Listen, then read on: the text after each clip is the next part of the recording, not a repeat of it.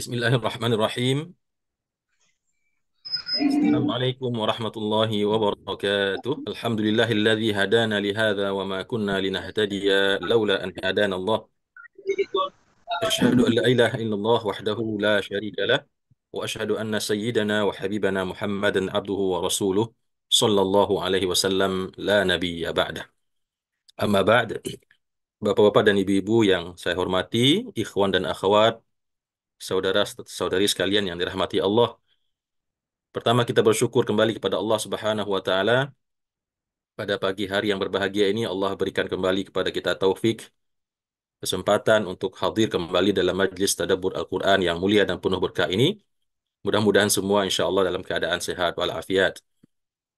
Salawat dan salam kita doakan untuk uswah dan qudwah kita, suri tauladan kita Nabi Muhammad sallallahu alaihi wa ala alihi wa sahbihi wasallam. Bapak dan Ibu, ikhwan dan akhwat rahimakumullah, pagi ini insya Allah kita akan lanjutkan tadabbur Al-Quran Surah An-Nisa dimulai dari ayat 128 sampai 134.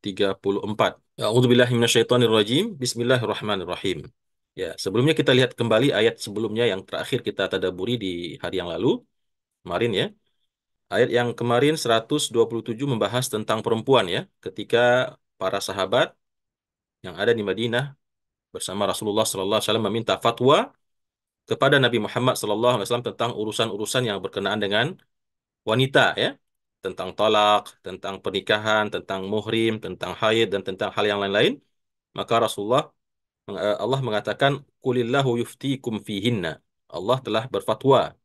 Dan demikian juga terkait dengan hak-hak wanita-wanita yatim yang ada dalam pingitan atau pemeliharaan walinya. Yang mana Allah memerintahkan kepada para wali tersebut untuk memberikan hak-hak anak yatim, baik yang laki-laki maupun perempuan, dan tidak menzalimi hak mereka dengan cara menikahi mereka tapi tidak memberikan harta warisan tersebut dinikmati sendiri bersama, atau mungkin membiarkan wanita-wanita tersebut menua ya, dipasung dalam rumahnya kemudian sampai wanita-wanita tersebut meninggal dan diambillah harta warisannya. Ini praktek-praktek kezaliman yang dihapuskan, dilarang oleh Allah Subhanahu wa taala. Demikian juga terkait dengan harta-harta anak-anak kecil ya, yang mereka adalah penerima hak waris namun ada oknum-oknum walinya, penjaganya atau pengasuhnya yang kemudian mengambil harta anak-anak kecil tersebut. Maka ini yang dilarang oleh Allah Subhanahu wa taala. Kemudian di ayat yang 128 yang hari ini kita tadaburi, Allah Subhanahu wa taala mengatakan, ya ini kembali kepada konteks pembahasan perempuan ya. Ini penting kita ketahui Bapak dan Ibu, terutama bagi ibu-ibu, tentang kasus perempuan yang katakanlah dipoligami oleh suaminya ya. Di sini Allah mengatakan wa ini mara'atun khafat min ba'liha nusyuzan au i'radan. Dan jika ada seorang wanita khafat, dia khawatir atau takut ya, min ba'liha, dari suaminya, ba'liha atau zaujiha ya. Ba'liha juga dalam bahasa Arab artinya suami. Kalau ada seorang perempuan yang khawatir atau takut dari suaminya itu terjadi nusyuz. Nusyuz di sini katakanlah penyelewengan ya. Ya mungkin bahasa hari ini selingkuh ya, tapi tidak tidak selingkuh dalam artian selingkuh yang seperti yang kita lihat hari ini ya, yang mungkin dia bepergian dengan wanita lain, bermesraan dengan wanita lain. Tidak, nusyuz di sini artinya dia mulai tidak suka dengan istrinya itu. Au i'radan, atau dia berpaling ya, karena mungkin kalau dalam penjelasannya faktor ketidaksukaan itu disebabkan karena mungkin istrinya sudah tua ya, sudah tua, tidak lagi menarik dan segala macam. Nah, dia punya istri dua atau tiga atau empat. Nah, tentu di antara empat istri itu ada yang lebih muda ya. Maka ada di antara istri tersebut, terutama istri tua, yang merasa khawatir suaminya tidak lagi tertarik kepadanya. Ya, tidak lagi tertarik kepadanya, dan dia khawatir kalau tiba-tiba suaminya tersebut menceraikannya, sementara dia sudah tua dan butuh orang yang mengayominya, orang yang menafkahinya, orang yang melindunginya ya. Maka kata Allah dalam Al-Quran, nanti kita ceritakan apa asbabun nuzul daripada ayat ini Bapak dan Ibu ya. Eh, Maka kata Allah, fala junaha alaihima ayyusliha bainahuma sulha. Maka tidak ada dosa bagi mereka berdua kalau seandainya mereka berdua mengadakan perdamaian di antara keduanya, dengan sebuah kesepakatan damai. Apa maksudnya di sini berdamai, Bapak dan Ibu? Ya, sebelumnya kita sampaikan ayat ini di antara riwayat yang menjelaskan turun dalam hal adanya seorang istri Nabi Muhammad SAW yang bernama Saudah binti Azmah, ya, salah seorang istri beliau yang sudah tua, lebih tua dari Nabi kita, ya, sudah tua, sudah menopause, sudah mungkin di antara istri-istri beliau yang ada, beliau yang paling tua, ya, karena seperti kita ketahui Nabi kita menikahi gadis itu cuma satu, yaitu Ibunda Aisyah. Yang lainnya semuanya adalah wanita-wanita janda, ya, yang sudah tua umurnya dibanding Nabi kita Nabi Muhammad Sallallahu Alaihi Wasallam. Maka Ibunda Saudah ini, meskipun Nabi Muhammad SAW tidak pernah tidak berbuat adil, ya, beliau senantiasa mengunjungi istrinya, bahkan meskipun misalkan hari ini adalah jatah mabit atau menginapnya di rumah salah satu istrinya, katakanlah di rumah Ibunda Aisyah malam harinya, siang harinya beliau senantiasa berkeliling mengunjungi rumah-rumah istrinya, membantu kebutuhan mereka, ya, mengajari mereka, mengayomi mereka, ya, menemani mereka dalam kesepian mereka. Begitulah teladan Rasulullah SAW yang seperti kita ketahui istri beliau berjumlah sekitar 9, ya. Dan itu adalah pengecualian untuk Nabi Muhammad SAW. Nah, nanti kalau malam harinya baru beliau mabit di rumah istri yang memang hari itu gilirannya begitu. Tapi kalau siang hari beliau berputar tawaf mengelilingi semua rumah istri-istrinya tersebut, karena namanya istri barangkali ada kebutuhan di rumahnya, ada sesuatu yang tidak bisa dikerjakan oleh perempuan, maka begitulah Rasulullah SAW menyikapi para istri-istrinya. Nah, di antara istrinya tersebut terdapat istri beliau yang tua namanya Saudah binti Azmah, yang mungkin sudah sangat tua dan tidak punya hajat lagi kepada laki-laki, dan beliau khawatir kalau seandainya sewaktu-waktu Rasulullah SAW mentalak beliau atau menceraikan beliau. Lalu beliau datang kepada Rasulullah SAW dan mengatakan kepada Nabi Muhammad SAW, wahai baginda Rasulullah, saya apa namanya bahasa kitanya, saya mengundurkan diri atau saya mengalah untuk tidak mendapatkan jatah mabit. Saya berikan kepada saudari saya Aisyah. Silakan engkau ambil jatah saya dan engkau berikan kepada Aisyah. Yang penting saya tetap menjadi istri engkau ya Rasulullah. Saya ingin menjadi orang yang mulia kelak di hari kiamat, masuk ke dalam golongan wanita-wanita yang mulia, yaitu di antara istrinya Rasulullah Shallallahu Alaihi Wasallam. Nah, permintaan daripada Ibunda Saudah binti Azma ini dikabulkan oleh Rasulullah SAW, ya. Jadi sekali lagi Nabi Muhammad tidak pernah mentalak beliau, tapi beliau sendiri yang merasa khawatir, ya. Namanya wanita mungkin dan ini Nabi Muhammad seorang tokoh, seorang yang hebat, dia khawatir kalau sewaktu-waktu karena dia sudah tidak menarik lagi, sudah tua dan mungkin tidak bisa memberikan apa yang diharapkan oleh seorang laki-laki, maka dia datang kepada Rasulullah dan menyatakan mengundurkan diri dari hak mabit dan menyerahkannya kepada Ibunda Aisyah. Nah, inilah sebab turunnya ayat ini, sehingga Allah mengatakan, kalau seandainya ada perempuan yang khawatir dari suaminya itu nusyuz atau i'rad, berpaling suaminya atau mungkin suaminya itu tidak memperhatikannya lagi, maka fala junaha alaihima ayyusliha bainahuma sulha. Maka tidak ada dosa, tidak masalah kalau seandainya keduanya saling bersepakat untuk membuat suatu kesepakatan damai, ya, seperti yang tadi kita jelaskan. Mungkin sang istri mengatakan kepada suaminya, sudahlah mas, sudahlah abang, abang nggak perlu nginap di rumah saya lagi, tapi yang penting nafkah saya dipenuhi, ya, saya tetap menjadi istri abang karena dia juga sudah tua begitu, ya, meskipun ini tentu apa namanya, ya, ya wallahu alam, ya, seorang suami yang baik yang setia tentu tidak sepantasnya juga dia meninggalkan istri yang telah tua, ya, istri yang tua yang berjuang bersamanya dari muda, yang sampai menghantarkan dia kepada kesuksesan, tapi tiba-tiba begitu sudah tua ditinggalkan begitu saja, rasa-rasanya ini tidak sesuai juga dengan akhlak Islam, ya. Tapi contoh yang ada dalam ayat ini adalah contoh di mana keinginan itu datang dari seorang perempuan yang dimaksud, ya. Dan itu dibolehkan. Wasulhu khair kata Allah. Dan perdamaian itu lebih baik dibanding perceraian, daripada yang wanita itu diceraikan oleh suaminya, ya, karena mungkin suaminya tidak menarik lagi dan merasa sudah menjadi beban saja, ya. Maka perdamaian itu lebih baik daripada perceraian. Karena Allah Subhanahu wa taala meskipun membolehkan perceraian tapi Allah membencinya. Inna abghadal halali indallahi at-talaq. perbuatan halal yang paling dibenci oleh Allah yaitu perceraian. Maka Allah mengatakan wasulhu khair. Perdamaian itu lebih baik dibanding kalau suaminya tersebut menceraikan istri tuanya yang mungkin dikata sudah tidak menarik lagi ya. Wa uhdiratil anfusus syuh ya, dan tabiat jiwa-jiwa manusia itu adalah kikir ya. Tabiat jiwa-jiwa manusia itu adalah kikir. Eh, Maksud daripada ayat ini adalah kalau kita baca dalam tafsir At-Tabari lebih condong maksudnya kepada perempuan ya. Tabiat jiwa-jiwa perempuan itu adalah kikir. Dia tidak mau membagi kepada apa namanya ya, madu-madunya ya. Kalau bisa suaminya itu nginep dengan dia terus, gak pulang ke rumah istri tuanya atau istri mudanya ya. Nah, begitulah tabiatnya wanita yang diciptakan oleh Allah Subhanahu wa taala. Tapi kalau kita terjemahkan secara umum, tentu bukan wanita saja. Yang namanya jiwa manusia itu cenderung kepada kekikiran ya. Kalau bisa kita ngambil semuanya, kalau bisa orang lain nggak dapat gitu. Itu sifat dasar manusia seperti itu.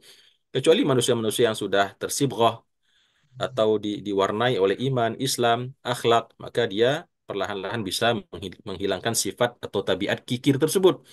Namun kata Allah wa uhdiratil anfusus syuh, terutama dalam momentum-momentum khusus, wanita-wanita itu menginginkan suaminya itu tetap bersamanya, ya, dan dia tidak ingin membagi jatahnya kepada orang lain. Tetapi ini ada pengecualian ya, wanita-wanita yang memang melihat bahwasanya bersama itu tetap lebih baik daripada bercerai, meskipun dia harus mengalah dalam hal memberikan hak mabitnya kepada istri atau madunya yang lain. Wa in tuhsinu wa tattaqu, kalaulah seandainya kalian berbuat baik dan kalian bertakwa kepada Allah, wahai para laki-laki tentunya. Kalau kalian berbuat baik ya, dengan tetap memberikan nafkah yang adil, memberikan perhatian yang adil, memberikan kasih sayang yang adil kepada istri-istri kalian, wa tattaqu, dan kalian bertakwa kepada Allah, ya, karena dalam sebuah hadis Rasulullah mengatakan barang siapa yang memiliki dua istri, kemudian dia lebih cenderung kepada salah satu di antara keduanya, ya, dengan baik dengan nafkahnya, dengan perhatiannya, maka kelak pada hari kiamat dia akan mendatangi Allah dalam keadaan kakinya pincang, ya, kakinya pincang atau badannya miring sebelah. Demikian Allah berikan ganjaran kepada suami-suami yang poligami tapi tidak adil kepada istrinya. Fa innallaha kana bima ta'maluna khabira.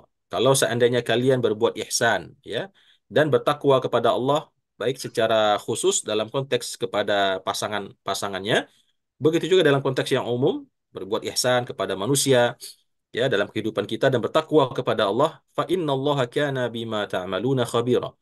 Maka sesungguhnya Allah itu adalah dia dengan apa-apa yang kalian kerjakan itu maha mengabari, maha mengetahui ya.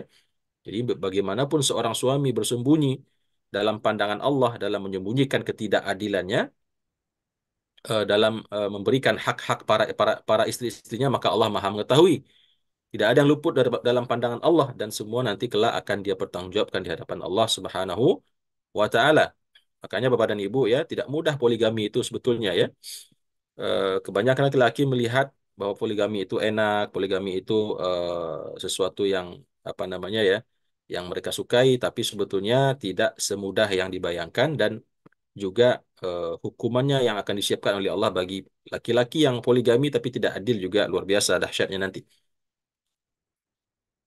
Kemudian Bapak dan Ibu rahimakumullah di ayat yang berikutnya Allah mengatakan, nah ini penting kita ketahui, kata Allah, "Walan tastati'u an ta'dilu bainan nisa'i walau harastum." Dan kalian, wahai para laki-laki, ya, lan tastati'u, kamu tidak akan dapat berbuat adil. Lan berarti tidak akan pernah ya. Tidak akan pernah kalian para laki-laki akan bisa berbuat adil bainan nisa di antara istri-istri kalian walau harastum, walaupun kamu sangat menginginkan untuk bisa berbuat adil. Nah, di sini perlu kita jelaskan ya Bapak dan Ibu, jangan sampai salah faham ya. Nanti ada yang mengambil kesimpulan, nah tuh kan, nggak benar, nggak bisa laki-laki itu poligami karena dia nggak bisa adil. Allah sendiri yang mengatakan dalam surah An-Nisa. Nah, ini perlu kita pahami. Maksud daripada tidak bisa adil ini adalah tidak bisa adil dari sisi perasaan cinta dan kasih sayang.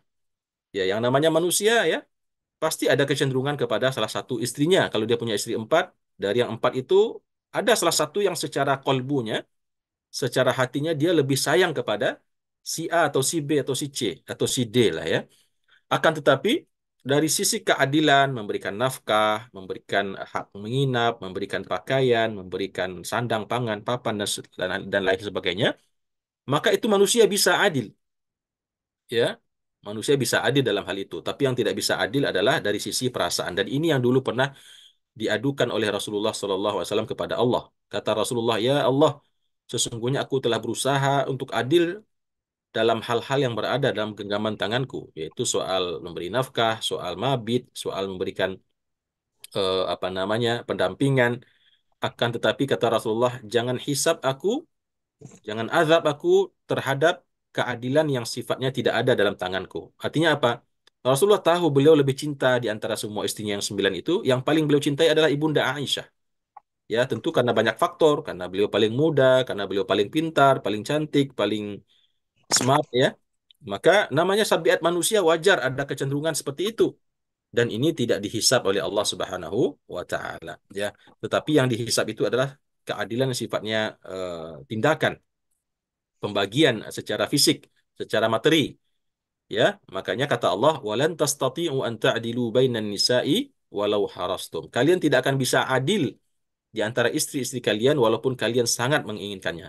Yang tidak bisa adil ini maksudnya adalah dari sisi perasaan sayang, dari sisi perasaan cintanya, ya, karena pasti namanya manusia, jangankan kepada istri, kita saja di antara kita punya anak, dari sekian kita punya anak, 5 orang atau 4 orang, pasti ada di antara mereka yang lebih kita sayangi, ya, lebih memiliki tempat dalam hati kita, meskipun kita sebagai orang tua pastinya ingin tetap adil kepada anak-anak kita. Itu manusiawi sekali.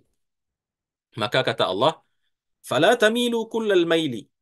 Ya, maka meskipun kalian tidak bisa adil dari sisi perasaan, kata Allah di antara istri-istri kalian, "Fala tamilu kullal maili."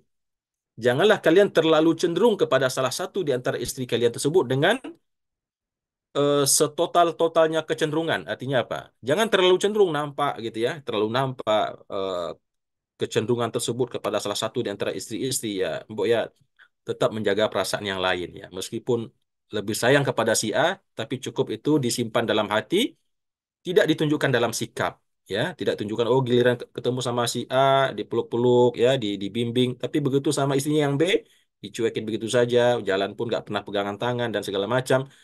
Maka ini yang dilarang oleh Allah, fala tamilu kullal maili, jangan berlebihan di dalam memberikan menunjukkan cinta kasih sayang kepada salah satu di antara istri kalian. Allah Maha tahu memang kalian tidak mungkin adil dalam sisi cinta dan kasih sayang kalian ya. Makanya, tapi meskipun demikian kata Allah, jangan terlalu cenderung, jangan terlalu dinampakin gitu ya. Jangan terlalu diobral di hadapan yang lain-lain bahwasanya engkau lebih mencintai salah satu istrimu tersebut. Fatadharuha kal muallaqah. Di mana kalian meninggalkan yang lain itu, istri yang lain, kal muallaqah seperti seorang yang terkatung-katung. Ya, dia punya istri 4, yang disayangin cuma satu atau dua, yang dua lagi dicuekin begitu saja. Tetap diperistri tapi tidak diceraikan, tapi juga tidak di openi atau tidak katakanlah diperhatikan sebagaimana mestinya. Fatadharuha kal muallaqah, maka kalian meninggalkannya seperti orang yang tergantung atau terkatung-katung. Ya, ini tentu tidak baik, ya, tidak pantas kata Allah Subhanahu wa taala. Wa in tuslihu, ya, dan kalau seandainya kalian mengadakan perbaikan perdamaian, ya, seperti yang tadi dilakukan di ayat yang di atas, meminta sang istri untuk berdamai, memberikan haknya untuk mabit kepada istrinya yang lebih tua, yang lebih muda ya, maka itu tentu lebih baik. Wa in tuslihu wa tattaqu. Kalau kalian berdamai dengan istri kalian, ya, wa tattaqu dan bertakwa kepada Allah. Meskipun berdamai sekalipun, tapi yang namanya manusia, wanita itu perasaannya halus. Meskipun dia sukarela mengatakan sudahlah bang, sudahlah mas, saya sudah tua, silakan kamu bermesraan sama istri mudamu. Saya sudah nggak butuh kamu lagi. Tapi yang penting kamu tetap jadi suami saya. eh, saya yakin ya, yang namanya wanita tidak akan pernah sampai kapanpun dengan tulus ikhlas mengatakan itu ya. Makanya sang suami tetap harus bertakwa, takut pada Allah menyakiti hati wanita, hati istrinya. Fa innallaha kana ghafurur rahim. Kalau kalian sudah berusaha untuk mengadakan perdamaian dan bertakwa kepada Allah dengan tetap berupaya bersikap adil, Fa innallaha kana ghafurar rahima. Maka sesungguhnya Allah itu adalah zat yang maha pengampun lagi maha penyayang. Ya. Jadi Bapak dan Ibu itu konteksnya dalam pernikahan ya bagi suami-suami yang memiliki istri lebih dari satu yang mengatur kalau seandainya ada istrinya yang sudah tua yang merasa tidak butuh lagi kepada suaminya, kehadiran fisik suaminya, maka dia boleh untuk mengundurkan diri dari jatah mabit, dia berikan kepada istrinya yang lain atau madunya yang lain ya. Kemudian Bapak dan Ibu rahimakumullah di ayat yang 130 Allah mengatakan wa in yatafarraqa. Kalau seandainya mereka akhirnya bercerai, yang suami tadi bercerai dengan istri tuanya ya, istri tuanya ini nggak mau, dia daripada apa namanya dicuekin, daripada nggak dianggap, lebih baik cerai betul ya, lebih baik cerai betul sama sekali ya. Saya juga nggak ngarap katanya begitu. Daripada merasa dicuekin, daripada merasa diabaikan, lebih baik minta cerai ya, dan akhirnya dikabulkan oleh suaminya.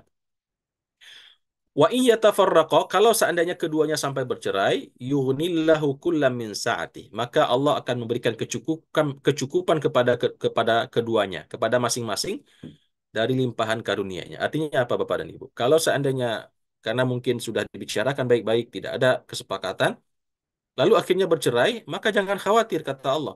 Yang perempuan akan tetap diberikan rezeki oleh Allah, bahkan mungkin akan diberikan suami yang lebih baik, suami yang lebih bijak, suami yang lebih soleh, yang lebih bertanggung jawab, dan sebaliknya sang suami juga ya, dia akan diberikan istri yang lain yang mungkin lebih sabar, lebih berbakti ya, atau mungkin jalan rezeki ya, sifatnya rezeki Allah bukakan lagi, lebih bukakan lagi rezeki dari langit kalau dia menikah dengan wanita yang lain, dan sebaliknya juga ya. Kadang-kadang ada orang dia menikah dengan suami yang A ya, dia rezekinya masih tertutup di situ ya, belum terbuka. Begitu dia cerai, dia pindah menikah dengan suami yang lain, maka Allah bukakan jalan rezekinya. Dan ini sesuatu yang wajar ya. Meskipun tentunya al-aslu fi zawaj lil baqa. Ya, pada prinsipnya prinsip utama dari pernikahan itu adalah untuk menikah secara permanen dalam artian langgeng sampai mati memisahkan, sampai maut memisahkan. Ya, namun kalau seandainya di dalam perjalanan rumah tangga itu ada hal-hal yang memang terjadi dan tidak bisa dipertahankan lagi, maka Islam juga mengatur membolehkan perceraian. Tapi kalau kita lihat memang dampak dari perceraian ini juga Bapak dan Ibu ya banyak ya mudaratnya, terutama kepada anak-anak ya. Tapi tetap saja kalau seandainya memang tidak bisa disatu padukan lagi, maka tetap solusinya adalah berpisah baik-baik, dan Islam mengatur juga bagaimana hak-hak anak tetap dijaga oleh kedua orang tuanya.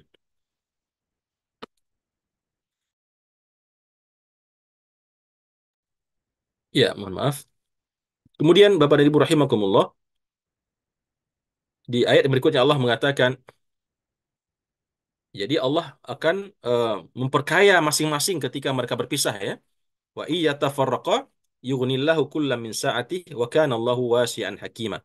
Kalau seandainya mereka akhirnya berpisah, maka Allah akan perkaya mereka, masing-masing mereka itu dari karunia-karunianya, dari karunia-Nya Allah. Jadi nggak usah khawatir istri-istri yang mungkin merasa tidak nyaman lagi, tidak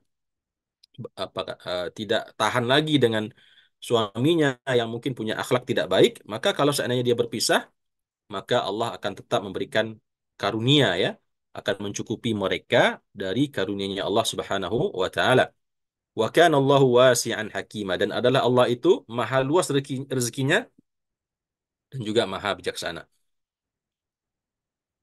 Kemudian Bapak dan Ibu rahimakumullah, di ayat yang seterusnya Allah menggambarkan ketika Allah mengatakan di ayat sebelumnya bahwasanya Allah itu maha luas karunia-Nya. Allah mengatakan untuk meyakinkan kita Bapak dan Ibu, walillahi ma fis samawati wa ma fil ard. Dan bagi Allah lah, kepunyaan Allah lah apa-apa yang ada di semua langit, di langit-langit, dan apa-apa yang ada di bumi. Begitu luasnya kekayaan Allah, begitu luasnya kekuasaan Allah.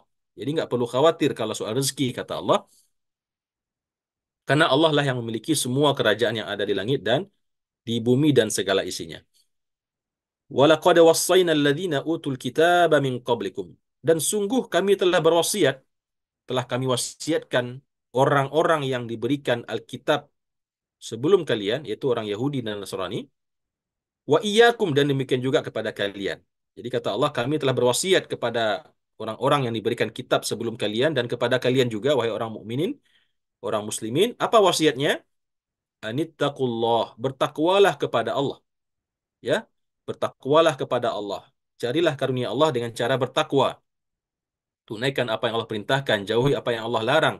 Jadilah manusia-manusia yang takut kepada Allah, ya. Itu wasiatnya Allah kepada orang-orang sebelum kita dan kepada kita. Wa in takfuru, kalau seandainya kalian kafir, ingkar, tidak mau bertakwa kepada Allah, fa inna lillahi ma fis samawati wa ma fil ard. Allah ulangi kembali, ya. Kalau kalian ingkar, kafir, membangkang, maka sesungguhnya bagi Allah lah, kepunyaan Allah lah apa-apa yang ada di langit dan apa-apa yang ada di bumi.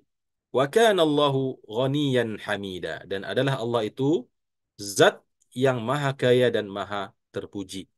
Jadi terkait dengan rezeki Bapak dan Ibu, baik dalam konteks rumah tangga, ya, baik dalam konteks hubungan suami istri, begitu juga dalam hal-hal yang lain, maka kita penting untuk meresapi ayat ini bahwasanya semua kekayaan dunia ini, baik yang di langit maupun yang di bumi, itu adalah milik Allah Subhanahu wa taala. Begitu kayanya Allah. Maka pantaslah kiranya kita berharap meminta hanya kepada Allah Subhanahu wa taala, bukan kepada manusia, tidak kepada manusia, karena semua kekayaan langit dan bumi ini adalah milik Allah Subhanahu wa taala. Kemudian Allah ulangi lagi di ayat yang 132, Allah mengatakan walillahi ma fis samawati wa ma fil ard. Dan bagi Allah lah apa-apa yang ada di langit dan apa-apa yang ada di bumi. Wa kafa billahi wakila, dan cukuplah Allah itu sebagai penjaga kita atau pemelihara kita. Jadi coba kita perhatikan Bapak dan Ibu, berapa kali Allah menyatakan di ayat 131 dan 132 ini. Tiga kali, ya, Allah menegaskan bahwasanya Allah lah penguasa langit dan penguasa bumi dan segala isinya. Di sini Allah mengatakan walillahi ma fis samawati wa ma fil ard. Satu, ya. Kemudian yang kedua Allah katakan lagi wa in takfuru, kalau kalian kafir, ingkar, melawan, maka fa inna lillahi ma fis samawati wa ma fil ard. Bagi Allah lah semua apa yang ada di langit dan di bumi. Kemudian yang ketiga Allah ulangi lagi. Tiga kali Allah menyatakan dalam surah An-Nisa 121 dan 131 dan 32 ini, Allah mengatakan walillahi ma fis samawati wa ma fil ard wa kafa billahi wakila, dan cukuplah Allah itu sebagai penolong. Jadi Bapak dan Ibu, kiranya pengulangan pengulangan ini menambah keyakinan kita, keimanan kita, bahwasanya tempat bergantung, tempat memohon, tempat meminta itu hanyalah kepada Allah Subhanahu wa taala, sama sekali tidak kepada manusia. Betapapun kayanya manusia, betapapun hebatnya, tingginya jabatan manusia, betapapun tingginya kekuasaan manusia, maka semua itu adalah miliknya Allah Subhanahu wa taala. Kalau Allah berkehendak, maka cukup Allah mengucapkan kun fayakun, ya. Kemudian di ayat yang 133 Allah Subhanahu wa taala mengatakan Iyasha iyasha yuzhibukum. Kalau seandainya Allah itu menghendaki, maka dia akan memusnahkan kalian semua. Ayyuhan nas, wahai manusia. Ya, jadi ayat ini kembali sebetulnya kepada kisah orang-orang yang munafikin yang di pertemuan dua kali pertemuan sebelumnya di ayat 114, ya, sampai ke bawah Allah kembali membahas tentang orang-orang tersebut. Allah mengatakan iyyasha yuzhibukum ayyuhan nas. Kalau seandainya Allah menghendaki, Allah akan musnahkan kalian wahai manusia. Allah akan musnahkan kita dengan cara berikan bencana alam, ya, banjir bandang, tsunami, gempa bumi, topan badai, ya. Itu kalau Allah menghendaki. Wa ya'ti bi akharin, dan akan Allah ganti kita dengan makhluk-makhluk yang lain atau manusia-manusia yang lain. Itu kalau Allah menghendaki. Kenapa? Karena Allah yang memiliki semua yang ada di langit dan di bumi ini. Semua ada dalam genggaman Allah Subhanahu wa taala. Ya, kalau Allah menghendaki, maka Allah musnahkan kita semua, lalu Allah ganti dengan manusia-manusia yang lain. Wa kana Allahu ala dzalika qadira. Dan adalah Allah atas yang demikian itu maha berkuasa. Allah mampu dan sanggup untuk melakukannya. Ya, kalau seandainya kita tidak mau bertakwa eh, kepada Allah Subhanahu wa taala dan semua manusia yang ada di bumi ini bermaksiat kepada Allah Subhanahu wa taala. Kemudian Bapak dan Ibu rahimakumullah di ayat yang terakhir Allah Subhanahu wa taala mengatakan man kana yuridu thawabad dunya.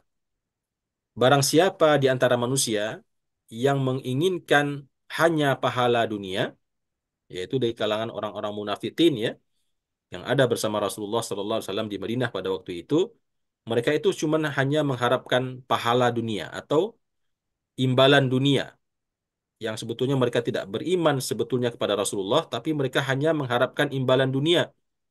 Berupa apa? Berupa harta rampasan perang kah? Pembagian zakat kah? Ya, keselamatan kah?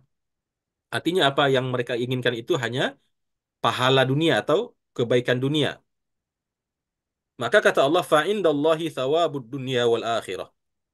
Maka sesungguhnya Allah itu akan memberikan bagi Allah itu atau di sisi Allah itu untuk orang-orang yang munafik tadi ada pahala dunia dan ada azab akhirat. Nah, sini mungkin Bapak dan Ibu perlu memahaminya karena kalau kita terjemahkan secara letterlek maka dia bisa berarti barang siapa yang menginginkan pahala dunia maka sesungguhnya bagi Allah itu ada pahala dunia dan pahala akhirat. Nah, ini penterjemahan yang salah ya. Karena kalau kita baca tafsirnya, tafsirnya adalah barang siapa yang menginginkan kebaikan dunia, thawab di sini tidak diartikan pahala ya, tapi kebaikan atau ganjaran duniawiyah. Itu orang-orang munafik yang beriman kepada Nabi di Madinah hanya dalam rangka untuk kalau ikut perang nanti dapat rampasan perang, dibagi-bagi mereka juga dapat.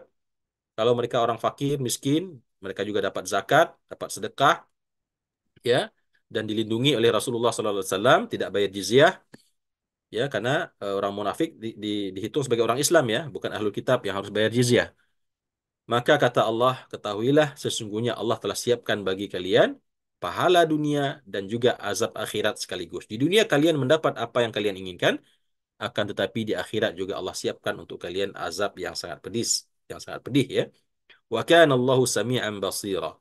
Dan adalah Allah itu maha mendengar apa saja yang kalian bicarakan, basira dan maha melihat apa saja yang kalian susun, strategi-strategi yang kalian siapkan untuk berkhianat kepada Rasulullah Sallallahu Alaihi Wasallam. Jadi ayat ini Bapak dan Ibu kembali kepada cerita orang-orang munafikin ya yang di ayat 114 sebelumnya, yaitu orang-orang yang berbisik-bisik di dalam rumah mereka untuk membuat persekongkolan bagaimana merongrong keputusan Rasulullah Sallallahu Alaihi Wasallam di dalam menetapkan hukum ya terkait dengan peristiwa pencurian yang dilakukan oleh salah seorang anggota kabilah mereka yang ternyata dia adalah orang munafik ya.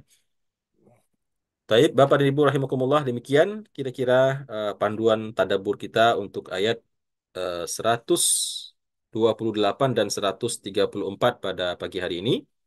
Kalau kita simpulkan ayat 128 dan 130 Allah menjelaskan tentang bolehnya seorang wanita yang sudah tua, sudah menopause mungkin ya, yang dia kebetulan dipoligami oleh suaminya untuk mengundurkan diri daripada hak mabitnya, dia berikan kepada salah satu istri suaminya yang lain dengan harapan dia tetap menjadi istri suaminya tersebut ya dan tidak bercerai. Maka Allah mengatakan wasulhu khair, ya, perdamaian itu lebih baik daripada berpisah sama sekali. Kemudian kemudian juga Allah jelaskan kalau seandainya akhirnya harus berpisah maka tidak perlu khawatir karena Allah akan perkaya setiap masing-masing keduanya dari karunia yang maha luas ya. Wa kana Allahu wasi'an hakima. Kemudian yang ketiga Allah tiga kali menjelaskan pada kita bahwasanya Allah lah pemilik semua apa yang ada di langit dan semua apa yang ada di bumi. Maka oleh karena itu hanya pada Allah lah sepantasnya kita memohon, meminta, mengharap dan menjadikannya sebagai tempat berlindung. Dan kemudian yang terakhir Allah mengatakan, kalaulah Allah menghendaki, maka mudah bagi Allah untuk memusnahkan kita semua manusia ini, dan kemudian Allah ganti kita dengan makhluk-makhluk yang lain, dengan manusia-manusia yang lain ya. Dan Allah Maha sanggup untuk melakukan itu. Dan kemudian terakhir Allah mengatakan barang siapa yang dalam dunia ini hanya mengharapkan pahala dunia saja, tidak pernah mengharapkan pahala akhirat, maka kata Allah sesungguhnya Allah siapkan untuk mereka pahala dunia dan juga akhirat sekaligus. Cuman di dunia itu bentuknya adalah manfaat-manfaat, tapi di akhirat adalah azab, ya, atau hukuman yang sangat pedih.